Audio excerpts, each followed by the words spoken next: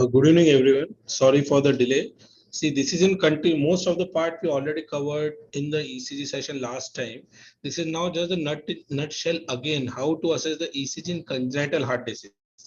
Remember one thing. There are two things we already discussed. In neonatal age, RVH is there. In such cases, even when the left to right shunts are there, when the PVRI is high, there is no shunt. Like VSD, PDA, AP window won't be there. So still you will get the features of RVH. Second, you will not get the full-fledged clinical picture. That's why you will not get the full-fledged ECG features also. Same way when the PS and all are like that, again it will cause the more RVH feature like that. That's all. So more or less, more or less the neonate is different. So neonate RV predominance is there. In spite of left to right side, you will get the RV predominance. And second thing, in spite of other things, you will not get the full features of the ECG. That's why the ECG in CHD, you will not get the full reflection of the hemodynamics in the neonatal age. Second thing, all the interval will increase over the period. Some QT interval is the initial in the large, which will get reduced over the period. Heart rate will reduce over the period. QRS complex reduce. RVH will change to LVH over the period. So, and the RV dominant change to LV over the when the age increases. So these are the just few features. So any what I told you last time, this is the feature when we are assessing the ECG, we should see all this. We have to learn. If we know the heart position and the position of the lead 1, 2, AVF, AVR, AVL, then we'll know how how it will there. So then it's like that. So when we see, always we divide into 4 quadrant, one in AVF into right upper, left lower. Now whenever it's between 90 to 270, it's a left axis right axis deviation. When 0 to -90, it's a left axis deviation, and in between there will be right normal axis. So if you see the 4 quadrant, this is like on the x axis there is a lead 1, and on the y-axis up vertical axis there will be lead AVF, and because of that, when it's on the right lower, it's a right axis deviation. Remember, even whatever ECG, TAPVC, TGA, even VSD, PDA, all may have right axis deviation in the beginning, and that is normal. Once it's very right axis, when the superior axis, that is abnormal. So that is the one of the thing you have to consider in the neonate. But in neonate, any left axis deviation you will find out that is always abnormal. Okay, so neonate, the LV dominance is not there. So whenever left axis deviation is there, to think of tricuspid atresia, critical AS causing severe hypertrophy, or HOCM or hypertrophic cardiomyopathy in neonate, or dysplastic pulmonary stenosis in neonate. So these are the very important points. So this we tell, well, QRS 1 in negative, AVF negative, active right axis deviation, 1 positive, AVF negative is a right axis deviation, 1 positive but AVF left axis deviation in that all. So this all we consider. So this is in short again, because I am telling you, because this is the main thing. If you are able to do this, you are able to make out so many of the clinical judgment only on the ECG. So these are the various conditions from the neonate up to the adult, where you will find the right axis deviation like emphysema, ventricular pacing, ventricular arrhythmia, or some of the diseases like AV canal defect. Okay, so left interfascicular valve, which is also seen in the left in AV canal defect, WPW, tricuspid atresia, ostium primum major, you will get the left axis deviation. And in the right axis, like dextrocardia, ASD, VSD, but then in the grown-up child, any disease except for the like single ventricle where there is no RV, or in the tricuspid atresia or in the AV canal, where you will find out the left axis deviation in from the beginning also. Otherwise, right axis deviation is a norm in neonate rather than exception. So again, two things: pressure overload, get the tall R wave, altered ST segment, and the inverted T wave, which is because of the strain pattern, and the volume overload, tall R, T, and deep Q, and the inverted U wave. These are the features of the volume overload. So now we'll come to left to right shunt. I already told usually non-specific changes, a high PVRI is present, so there is no shunt from left to right. So there were no dilatation of the LALV, there still RV dominance will be seen. But RV diastolic dysfunction, presence of high PVRI, there is no significant RV dilatation even with that also. But preterm, as we already told, preterm the muscles are very less, so PVRI drop very fast. So in the same neonate where you will not find any left volume forces, in term baby, in preterm you will able to find out left follicular volume. So this is the one ASD what we already told, ostium secundum, but this you will see only after 1 to 2 or 6 months minimum, notching RSR. So if you see congenital heart disease CHD, this ASD will not have any presentation in the neonatal except for the tall P because of the pulmonary hypertension of the neonate and the right axis deviation. You may not able to find this crochet. Even without in absence of ASD, you will find out all these features in A like ASD in a neonate. So, but if you see this is the 120 days old develop HSPD. White arrow shows dominant LV forces, the yellow arrow shows dominant RV forces, and this shows the right axis deviation. The biventricular forces, because it's a preterm PVRI fall very far, so there's a large left to right shunt because of the preterm PDA coming to the LLV. That's why LV volume, and you can see the LV volume as a deep Q, deep R. So this is like a volume overloading condition. So the same in the term you may not able to find out, but in preterm you are able to find out predominant RV forces. LV is the LV forces because of the volume overload, which is because of the early drop in PVRI. So this is very important finding. So you have to understand when you get the left axis forces in a neonate, it's always abnormal. Either it's a myopathy or it's a HOCM or it's a large volume. Like one of the case, like it turned out to be a large collateral like a PDA, which is coming to the left side, the sequestered lung. Or in this area, you will able to see the beriberi also, where you will get the biventricular forces and prominent LV forces. Even in neonate, we saw even 20 days old baby coming with very wet CCF causing the LV dominance. So LV dominance is always abnormal in a neonate. You have to understand that point. So this point is very important.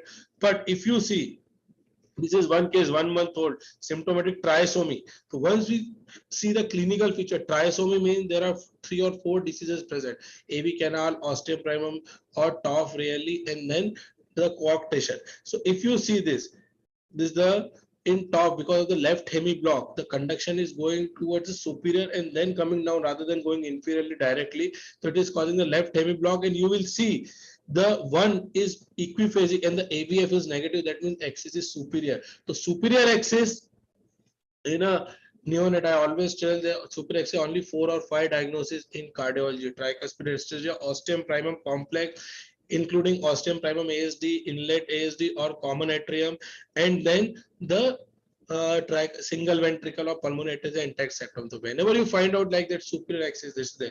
So once you know that this, it will be easy to diagnose even in neonatal age. So this is the axis superior. Okay, so now this is a one group with a large left to right shunt which will not present, but at the end of the 1 month it will present like the light volume overload I showed in the PDA in the preterm. Now second terms with the VSD-PS, that is top physiology. If it's the top physiology divided into 2 groups, like the in cyanotic stages, sorry, VSD-PS means there is a decreased flow to the lung, and second thing there will be increase, so that is the admixture lesion. So admixture lesion any will take TAPVC, TGA, or truncus, or will be present like a RVH. What I told, there will be right ventricular forces dominant in the right axis division. You will not find any difference in that. But once you come to the VSD-PS physiology top, there are 5 or 6 conditions included: typical top, DORV, tricuspid atresia, single ventricle, CCTJ, VSD-PS, or pulmonary atresia intact septum. So they all behave like a VSD-PS physiology. So this is now, if you see again, this is the 1 month. We told it's a top physiology, but it's not a simple, because again you go with the same one and AVF. One is negative and AVF is also negative. That means superior axis. So again, it's a stop means it's a superior axis. Either the inlet VSD is associated, or it's a single ventricle, or it's a AV canal associated with the typical top. So once you know, even from the neonatal age, you will find out like that superior axis is always abnormal. So symptomatic with mild distress, this is known as the top absent pulmonary wall, and because of the absent pulmonary, there is to and fro the murmur, and there is a PR which is coming to the RVOT, and because the RVOT is hugely dilated, it is causing the ectopics. So ectopics is always abnormal in neonate. Sorry, it's a normal ventricular ectopics, but it's always abnormal. Atrial ectopic is always normal in neonate, while ventricular ectopics, when it's coming, you have to think of other things, like why chambers are getting dilated. Again, it's a myocarditis, myocardium, or electrolyte imbalance. So here you will see every second beat is ectopic. So because of the PSPR in a neonate PR, the RVOT is hugely dilated top absent pulmonary wall, and that is causing the ectopic. So when we give the dobutamine infusion because the dysfunction was there, the latest start of propion, it found out to be the normal ECG after that. So now if we consider TOF, even in the neonatal age in the TOF, sometimes we will find out the typical ECG in the TOF like this. You can see there is a right axis division, one is negative, AVF is positive, that means comes the right lower quadrant. But what is this very significant important sudden transition, like there is a significant RVH features in the V1, but there is sudden negative in the V2. That is sudden transition is the typical of the TOF feature. So once you come to the TOF, typical TOF, where there is a PS, valve is displaced, valve is stenotic. In comparison to TOF absent pulmonary, because there is a flow coming to the RVOT, the P wave is more prominent, RV is more dilated, and there is a V1, like if you saw, it is a typical TOF. V1 will do in the sudden transition to V2, but in TOF absent pulmonary valve, this sudden transition will be as late as into the LV forces, and the LV forces are more prominent in TOF. Okay, TOF absent pulmonary valve. So this, in comparison with the TOF, this is the feature of the TOF absent pulmonary valve. So this is very important. You can see there is a right axis deviation of typical TOF. V1, which is positive, then now turned out to be the negative in the V2. So there is a sudden transition because the V2 lead lie over the septum, and in presence of TOF, that will check the LV forces more than the RV forces. That's why sudden negative will be there. So now in the same way, once you get the severe cyanosis like a TOF-like feature, oligemia, boot-shaped heart, but you can see here the P wave is very peaked, but the axis is very more than 150. So remember one thing, in the TOF typical soft, axis will never go beyond 150. So here the axis, you can see the most positive way is the 3 or AVR. That means the axis is between 150 to 120. It's more than 150 minus 270, or 270 up to, but 120 plus 120 between plus 270. So once you like that, so that is the typical of the TOF leg feature, but the axis is like that. That is typical of VSD pulmonary atresia. So same way the clinical feature will be cyanotic, decreased flow, no hyperdynamicity in the precordium. But if you see the axis in the TOF absent pulmonary wall, the preserved LV forces will be there, and the transition will be more into the LV, not, but in typical TOF sudden transition between V1 to V2, but the typical differentiation of the VSD pulmonary atresia with the typical TOF. So now this is 1 month old, saturation like ESM. Again, I told you, see, you can see the axis, your V1 is positive, but VF is negative, and the AVL is positive. That means axis is left axis deviation. So here you see V1 forces are not seen. V1, there is no positive way, but there is a deep prominent waves in the V5, V6. That means LV forces dominant, RV is small. So this is never normal in neonate or even in all cyanotic heart disease. So whenever is there, there's only diagnosis of tricuspid atresia because RV is small. It's not causing giving any forces. Pulmonary atresia, but there is no VSD, all intact septum. Because of this, the RV will be very huge, and there will be severe RVH, and that will cause the superior axis. Double inlet like single ventricle, but that single ventricle is like in the LV type. So that's why you will not get the RV forces. And the DORV, some cases. So when you get the superior axis and the LV forces, these are the cases. Okay. So when the right axis deviation with RVH, you will get the TOF, DORV, TGH. I already told. Left axis deviation, LVH, tricuspid atresia, pulmonary.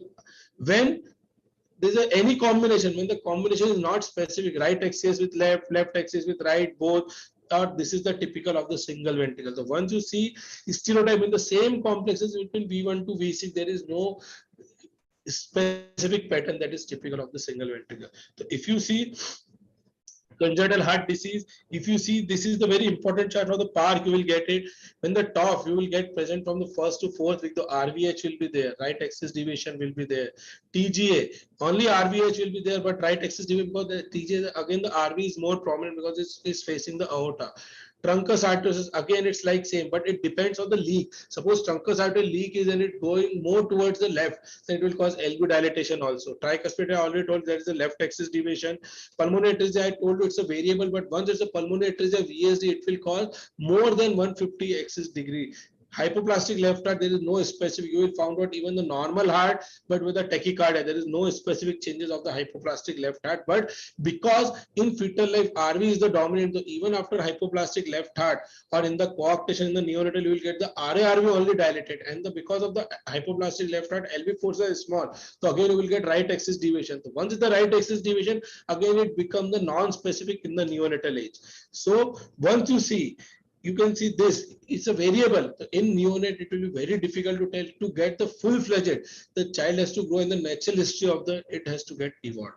So now this is one of the child, you can see is the 1 month old with the severe cyanosis and the very huge heart, like a wall-to-wall heart, like a Epstein's anomaly. And here the important thing is there, severe cyanosis, you can see all QRS complexes are splintered. That means it's not a specific clean QRS complex. These QRS complexes are splintered and it's a notch. So that is the typical, and the multiple sounds are present and the severe cyanosis. That is typical of the abstinence. The same abstinence like, but it may present in any tricuspidal abnormality which cause the severe RA dilated, so that it will cause the more splintered QRS and the more wide QRS and the SVT. So in short, three things. Right axis deviation is a normal in neonate, but extreme right axis is always abnormal. Extreme left axis, any left axis in a neonate is a result of few congenital heart disease like tricuspid atresia, DILB, AV canal. But like myocarditis, wet beriberi, dysplastic pulmonary stenosis with superior axis in Noonan and rubella, or it's a myocarditis HOCM, and that is a typical in HOCM. When it's a PS or superior axis is always abnormal. So right axis deviation is a norm, but left axis deviation and inappropriate tachycardia whenever is there. One of the important signs for any congenital heart disease in a neonate is inappropriate tachycardia. So when inappropriate tachycardia is there, you have to see what the CCA when you see the changes. And second thing, when you get the prolonged PR, there are 4 or 5 diseases which is associated with prolonged PR like DORV, AV canal, Epstein, CCTGA, or ASD, osteoprimum, ASD, AV canal. This is called the prolonged PR. Whenever, or sometimes even in normal, it will get prolonged in the initial phase and then overget, it will get normalized. So when the prolonged PR in neonate is always abnormal. In the same way, when you get the SVT, the congenital heart disease, you have to think of is that any tricuspid, including Epstein's organic tricuspid wall prolapse, or an aneurysm, or Epstein's anomaly, or it's a CCTGA. When you got these are the where the bundle itself is abnormal, so you will get the SVT. So in short, right axis, this is the crux for the all ECG finding PDA. We told there is a right axis division still, but when the preterm, it will form the volume overloading pattern on the left side. ASD it will not present usually in the neonatal age. VSD usually will not present, but second week it will present. So again, it will cause the LV forces or it will be biventricular forces. Coarctation, I told.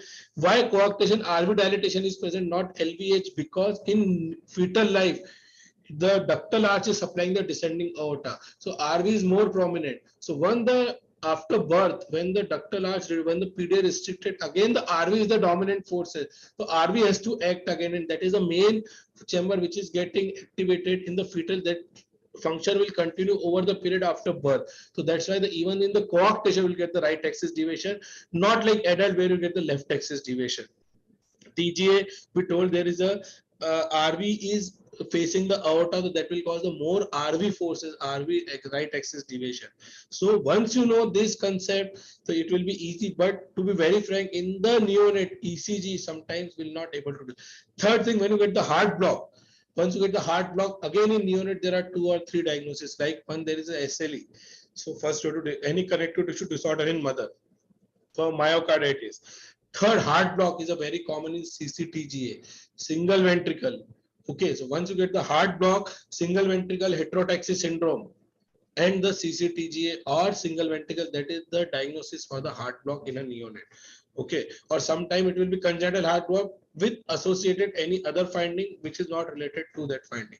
So once you see this, it will be very clear. So now with that, we'll tell, because we already presented EC, just these are the few cases like PDA in a preterm, how osteoprimum ASD present, what is the axis deviation, what is a prolonged PR and SVT present. These are the general concept. But remember, in a neonate, right axis deviation is a norm. So many diseases which is where the right axis deviation is seen, we may miss only on the echo. So you have to take care of the saturation, to take care of the ECG, and then finally with the echo you have to do. So ECG is a not very good in the neonate, but you will get the clue when these specific features are present. Second thing, like I already told, inappropriate tachycardia, low heart rate. Low heart rate is a sign of sometimes rhabdomyoma.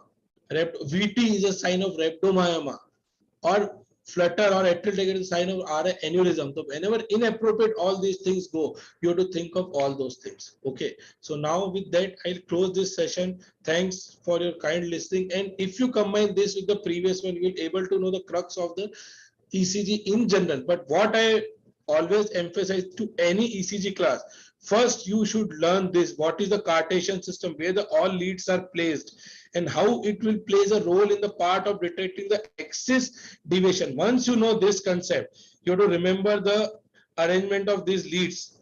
Once you know this concept, and when you divide into 4 quadrant, it will be very clear. Okay, so in neonate from 0 to 140, 150, it's a normal. Beyond 150, even the right axis deviation is not normal. So, and the left axis deviation, superior axis deviation is absolutely abnormal. So with that, I'll close. Thanks for your kind listening. Have a good day.